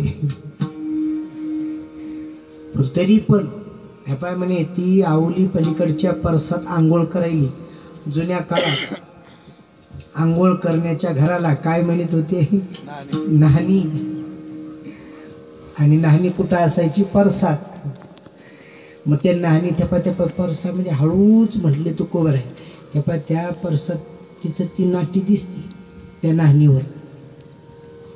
जशी बामणीने गेली तिनं नाटी उचलली, एकच जिजाबाईची नाटी, एक वस्त्र गुंडाळून तेवढी जिजाबाई आतमध्ये आंघोळ करत होत्या आणि आंघोळ केल्यावर तीच नाटी घालायची होती. तेवढीच त्या बामणाला देवदान देऊन टाकले आणि बसले. तुकोबाराने विचार केला, आता जर का तिनं नाटी मागितली आवलीनं तर काय देणार, म्हणून ते बामणीच्या मागच विना घेऊन बामणीनी मोठ्यान म्हणायला लागले, बापा तुझं देव कल्याण करो रे, तुला भरपूर. ती म्हणजे कल्याण नंतर होईल, आता भिवंडी व्हायची वेळ आली. आता तू जाय, नाही तर माझी काय खरं नाही, तुझं काय खरं नाही. जशी ब्राह्मणीन गेली आशीर्वाद नंतर, ब्राह्मणीन निघून गेल्याच्या नंतर तुकोबाराय बी महाराज तुकोबाराने इंद्रायणी गाठली. इंद्रायणी गाठली तिकडूनच भजन करत बसले. नंतर जिजाबाईची ज्यावेळेस आंघोळ झाली, हाक मारली, गंगे. लहानी मुलगी गंगे. पुन्हा मनातल्या मनात विचारायला, ही गंगी पोट्टी बी जसं पाय फुटले तसं बाहेरच गेली असं. सगळ्यात लहानी लाडकी गंगी, पण हिचा घरी पत्ता नाही. गंगे नाटी दे. पुन्हा हाक मारली, महाद्या. अरे महाद्या आहे का घरात? नाटी दे. महाद्या नाही. अरे इच्छा. सगळ्याला हाका मार, पण घरात कोणीच नाही. आणि तितक्यामध्ये महाराज पाहणं, दुष्काळात 13वा महिन्यात नेमकं त्या दिवशी लग्न तिथी होती शेजारच्या गावात. आणि तिथून पाहुणे मंडळीला सगळ्याला पत्रिका, तुकोबारायला बी लग्न पत्रिका. आणि पाहुणे तितक्यात घरी पाहुणे, दारात पाहुणे, बाई बाथरूम मध्ये नाहनीमध्ये उघडे आणि लेकरू एकही घरात नाही. अशा वेळेस काय करायला पाहिजे? आता कुठं जावं त्या म्हणून? माझ्या इथ्या तितक्यामध्ये ते पाहुणे आले. हे आवले काढली काही नाही, इथं नाटी ठेवली होती म्हणे आंघोळ करते वस्ती. नाटीच कुठं नेली की पोट्ट्याने खेळता खेळता. बरं हे बी नाही का इथं पिस आमचं, मी किती वेळ झालं बोंबलेले, पिशाच्या कानावर जाईन का? गिरी तो मार बोंबलत होतो, राम कृष्ण हरे जय जय. आता तर त्याचा आवाज येणं, दात खिळी बसली, नाटी गेली. तसं हे चोट्ट बी त्याच्यात सामील होत का काय कोण ते बी दिसणं झालं. इथं मनातल्या मनात खायला लागली. पाहुणे मंडळी येणार तितक्यामध्ये देवाला वाटलं माझ्या जिजाबाईची इज्जत उघडी पडल, म्हणून देवानं भरजरी पितांबर वरून टाकला जिजाबाईच्या अंगात. जिजाबाईनं तो भरजरी पितांबर, लाख मोलाचा पितांबर होता महाराज. जशी जिजाबाईनं अंगाला गुंडाळला आणि आतमध्ये ना घराकडे जाणार तितक्यात पाहुण्यानं पाहिला. म्हणले, बाई आवले, तू सांगितली दरिद्री हे खायला भाकर नाही, तुझ्या पितांबराचा उजेड तर पुऱ्या गल्लीत पडला. दुसरी म्हणती, बाई हे महाराज लोकांचं असंच असते, दिवसा माळा घातली रात्री पोऱ्या करते. तिसरं म्हणते, बाई तुला माहित नाही संदकात ठेवली होती, लोक कोणी मागायला आले की कर्ज म्हणायचं, बाई आम्ही दरिद्री आहे, आणि आता पाय लग्नाला जाते तर कशी भरजरी काढली. कोण काय बोलायला लागलं. पण जिजाबाईला वाटलं हे नक्की त्या काळतोंड्याचं काम आहे. त्यानं आपल्याला नाटी दिली आणि पहिलाच आपला मंत्र ठरलेला दिला तर काय उपकार केला नाही. पहिली नाटी घेऊन गेलास तेव्हा दुसरी दिली. जशी नाटी दिली महाराज, देवानं पितांबर झळकायला लागला आतमध्ये. देवानं नाटी बरोबर कपडे बी दिले. महाद्याला कपडे, इठ्याला कपडे, गंगीला कपडे, आणि सगळे थाटून माठून वाट पाहू लागले. आता लग्नाला जायचे, पण आता घरचा मालक आल्याशिवाय कसं जाता, म्हणून पुन्हा सांगितलं गंगे जा तुझ्या बापाला जाऊन पहा कुठं बसला ते पिसा म्हणा, लग्नाचा टाइम झालेला, लग्नाला जायचे. आता तुकोबारायला वाटलो हिला जर कळालं की मी नाटी दिली तर ही आपली आजच येतो खिचडी, काही खरं नाही. म्हणून तुकोबाराय घाबरलं. इंद्रायणीच्या काठी तितकी गंगी आली आणि तुकोबारायला मी बाबा आईनं बोलवलं. तुकोबारायची ठक ठक ठोकी सुरू झाली. आता पंचित होणार, न्याय निवाडा होणार. अरे म्हणजे मी काहीच केलं नाही. गंगी म्हणजे मला काय माहिती तुम्ही काय केलं का नाही केलं, पण घरी चला आईनं बोलिवले. आणि जशी आले तसे घरात पाऊल टाकल्याबरोबर घरातून उजेड दिसायला लागला आणि काही अन्नधान्य देवानं दिलेलं होतं. स्वयंपाक चालू लागला सुगंधी. आणि तुकोबाराय आले आणि सांगितलं का रे घरामध्ये आज सुगंध कोणी पाहुणे रावणे आले काय, आणि इतके कपडे भरजरी सगळ्यांना घातले. म्हणजे तुम्हाला माहित नाही का लग्नाला जायचं ते, म्हणजे हो पण कपडे कोण दिली, म्हणजे त्या काळतोंड्याशिवाय दुसरं तरी कोण द्यायला रे, तुमची तरी कोणची भावकी धडाची, ते तेवढाच काळतोंड्या तुमचा माणूस. आणले म्हणे त्यानं घातले, काय नवल झालं, पहिली नाटी मी चोरून नेली त्यानं. तुकोबाराय म्हणजे आता झाकली मुठ सावा लागली, आपण कशाला म्हणायचे मीच दिली. तुम्ही कुठे गेलते म्हणे, मी नाटी नाटी नाटी बोंबलत होते, तुम्ही कुठे गेलते. तुकोबाराय म्हणू लागले विंचू चावल्यावर त्या जागेवर थांबत नसतो, ते पळून दुसरीकडे जातो, तिथं जाऊन पाहतो आता कशी मजा होईल. तुकोबाराय म्हणजे मी नाटी तो आवाज असतो तर मी इंद्रायणी गाठी पण मला माहित नाही बा. म्हणजे नाटी काय झाली, अरे एक ब्राह्मणाची बाई आलेली होती, त्या ब्राह्मणाच्या बाईनं तुझी नाटी घेऊन गेली. म्हणजे तिची हिंमतच नाही घरात यायची. आणि तुकोबाराय घरी नसल्यावर कोणी कोणाची हिंमत नव्हती महाराज. कोणचा फकीर येत नव्हता ना, कोणचा मसनजोग येत नव्हता. हीच मसन वाट्यातली मसन देवी, ज्याच्यावर आली त्याच्यावर पडायच्या. तुकोबारायनं बऱ्याच वेळ सांगितलं होतं, कोण येते घरा मोच्या कशाला, काय ज्याचा त्याला नाही धंदा. आवले कोणी जरी घरी आलं तर त्याला फटकाळ तोंडावून बोलत जाऊ नको, सांगितलं होतं तुकोबारायनं. सगळ्यांनी महाराज कपडे घेतले. तुकोबारायनं सांगितलं देवा तुला नाटी आणावं लागली, कपडे आणावं लागले, त्या लग्नाहून मला काही घेणं देणं नाही. जिजाबाईला सांगितलं तुझ्या भावाकडलं लग्न आहे, तू जाय नाही तर नको जाऊ, मी चाललो भजनाला.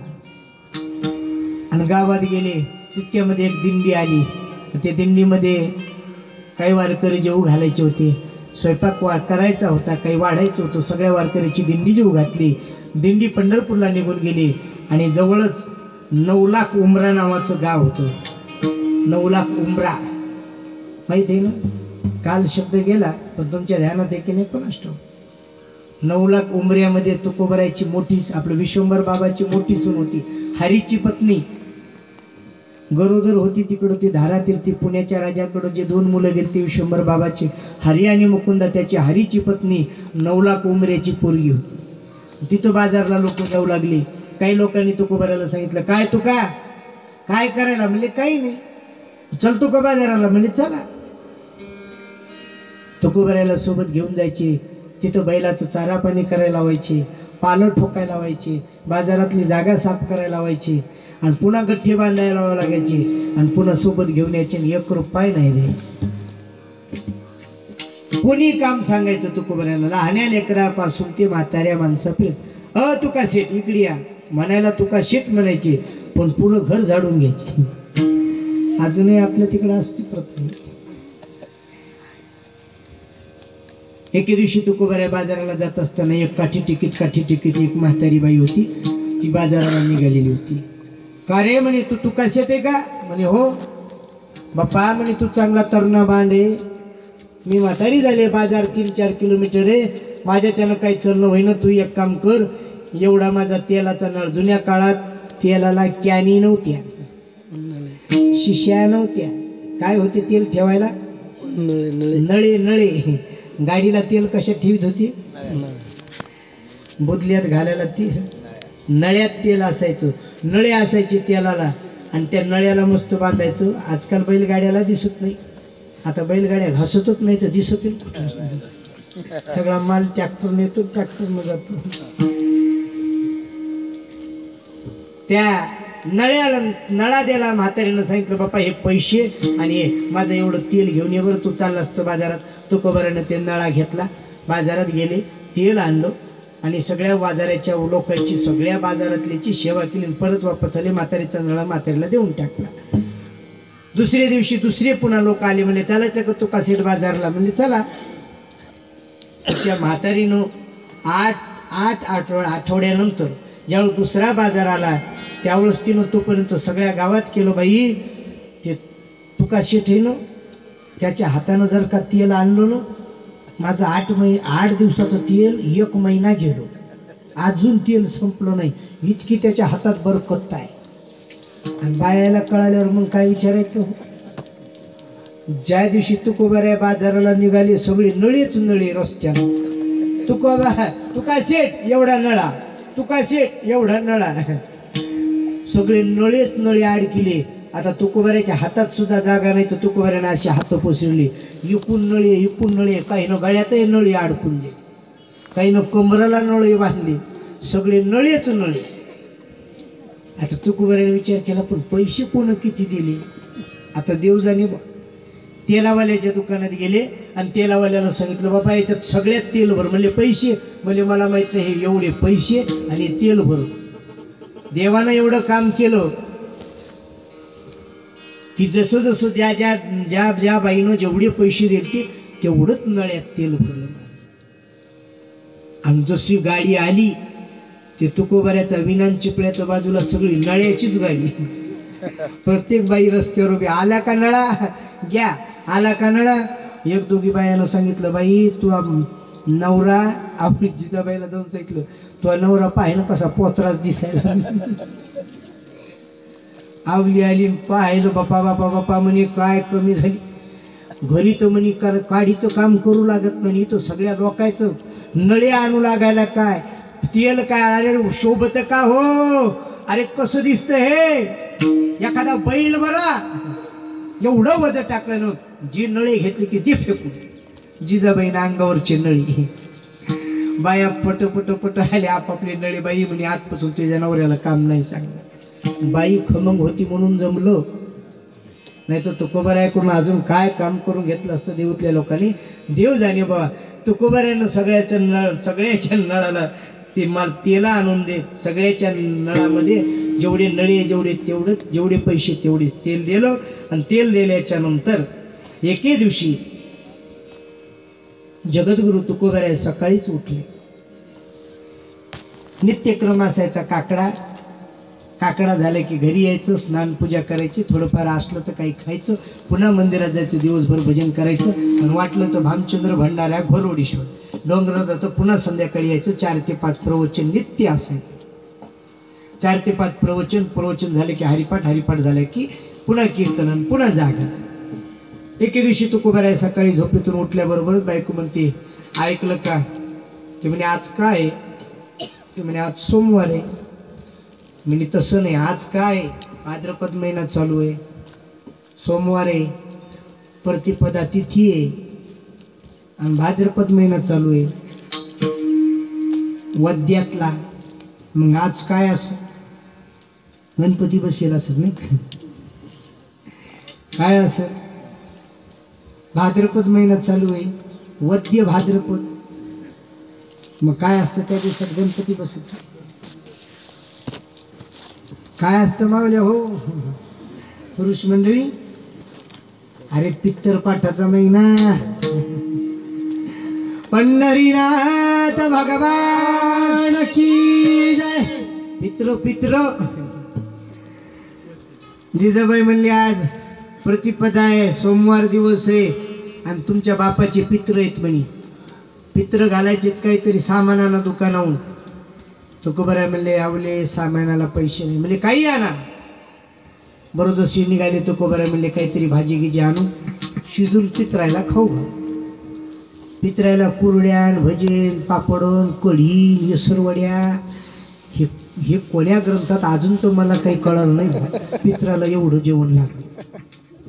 फिक्क वरण, तिखट वरण, भजन, हे कोण्या ग्रंथात नाही. तुकोबाराय गेले भाजी आणायला. म्हणले सगळ्यात सोपी चिलाची भाजी.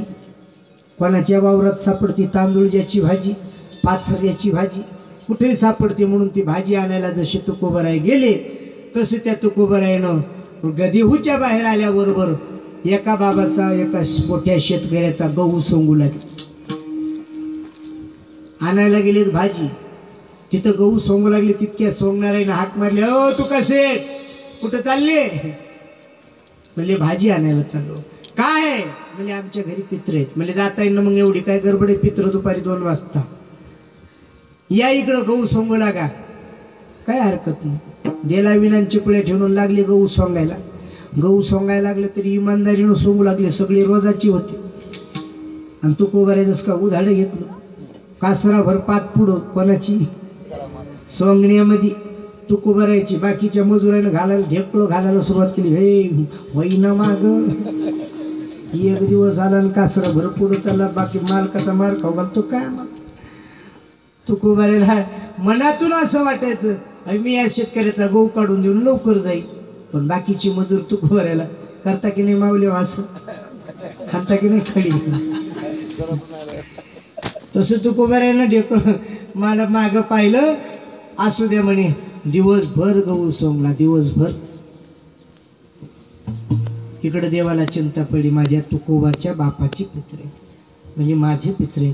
म्हणून देवानं तुकोबाऱ्याचं रूप घेतलं. चांगलं गठुडं भर सामान भरलं दुकानावर. याला काय दुकानाला जायची गरज नाही. यानं छू केलं की सगळं दुकानाचं.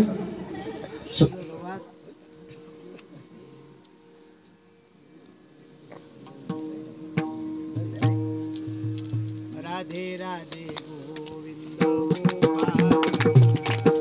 राधे राधे गोविंद गोपाल राधे राधे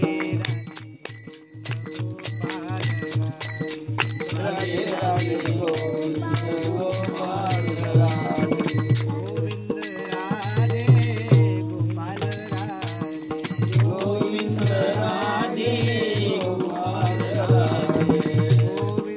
राधे गोपाल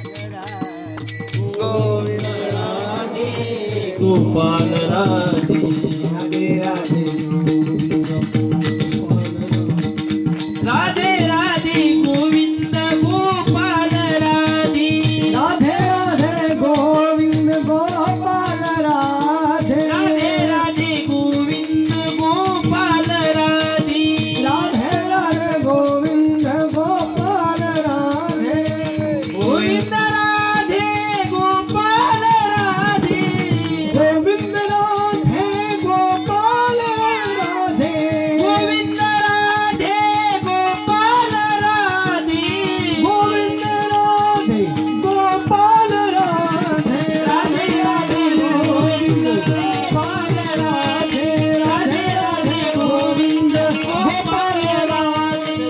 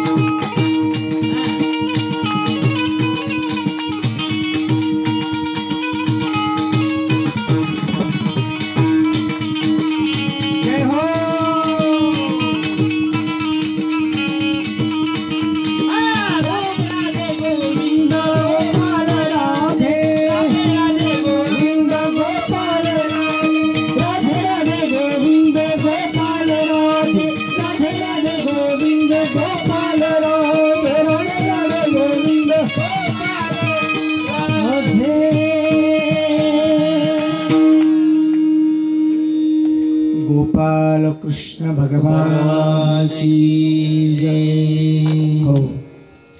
जगद्गुरु तुकोबारायाच्या घरच्या पितराची आठवण देवाला झाली. देव तुकोबाराया झाले. फार मोठं गठुडं बांधलं साहित्याचं. आणि जिजाबाईला सांगितलं, आवले हे पाय, मी दुकानाहून सगळं सामान आणलं बरं का, सगळा स्वयंपाक कर, मी देहूतल्या सगळ्या ब्राह्मणाला जेवायला सांगायला चाललो.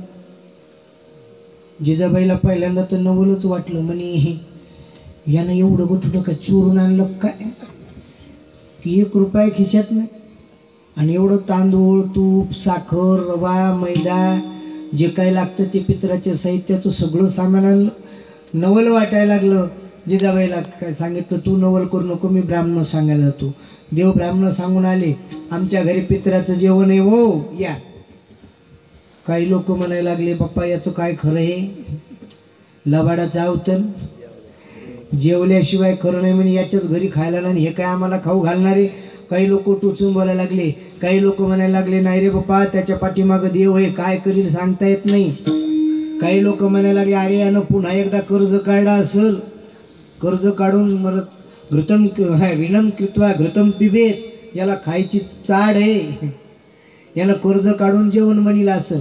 कोणी काही बोलायला लागलं. सांगितलं दुपारी 2 वाजता जेवायला या. स्वयंपाकाच्या आता एवढा माणसाचा गावातल्या स्वयंपाक बनवायचा. देव भांड्यावाल्याकडे गेले. गावात किराणा भांडेवाला होता. त्याला सांगितलं, बा मोठाल्या कढया भुगुनी भांडी दे. ते मला काय आणले गाडी घोडं न्यायला. ते म्हणले देतो खरी.